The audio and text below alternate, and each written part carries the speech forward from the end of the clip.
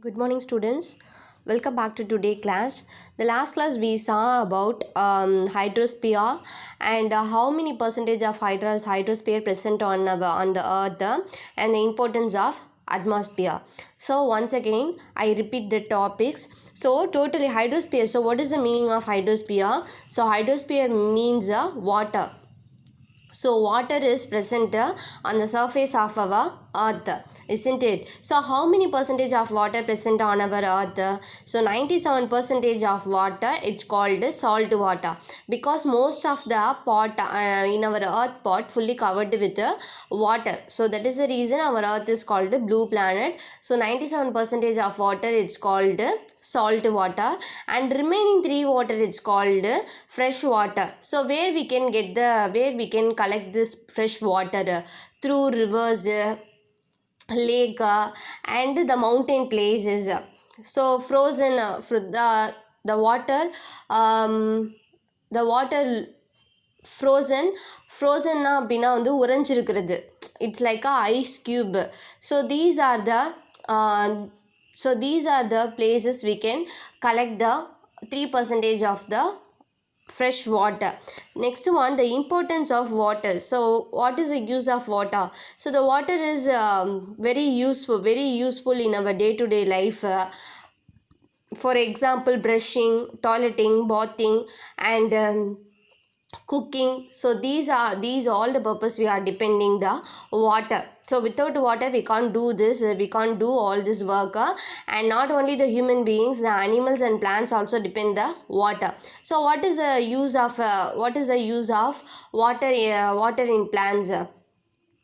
So for example, you are cultivate one plant.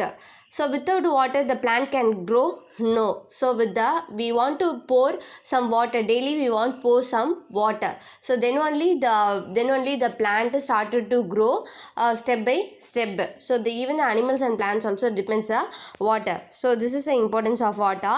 And next one, the types of water bodies. So where we can get the waters? So the types of water bodies, first one, the ocean. So the ocean are called large water bodies. So the oceans are called large water bodies. So it separate totally 7 continents are there, isn't it? So what is the use of the ocean? The importance of ocean also. So it separate one continent from another continent. So the oceans are help separates one continent to another continent. So ocean water always salty in nature. So naturally so the sea water is salty in nature, and totally 5 oceans are there. So 5 oceans are there in our earth. So can you say what are the 5 oceans?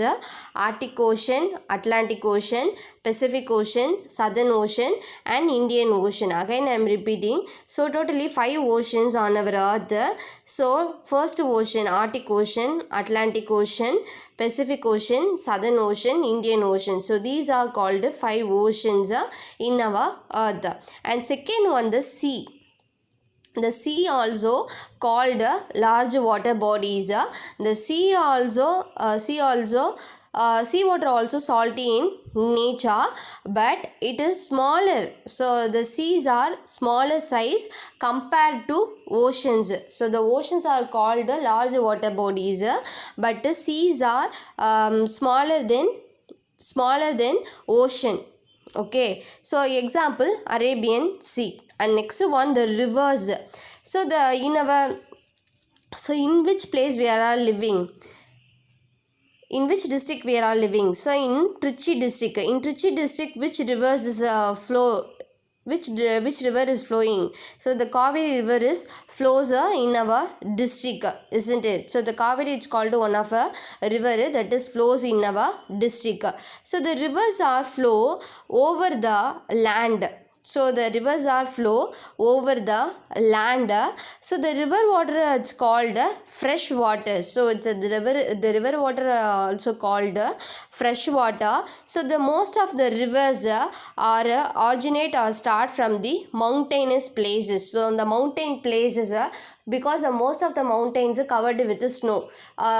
due to the heavy temperature, the mountains, the mountain snows are started to melt, that is form a river. So the most of the rivers starts from the mountainous places. So one of my examples, the examples like Ganga river and Kaveri river, so these are called rivers. So the rivers are flows over the land areas. So the river water is called fresh water.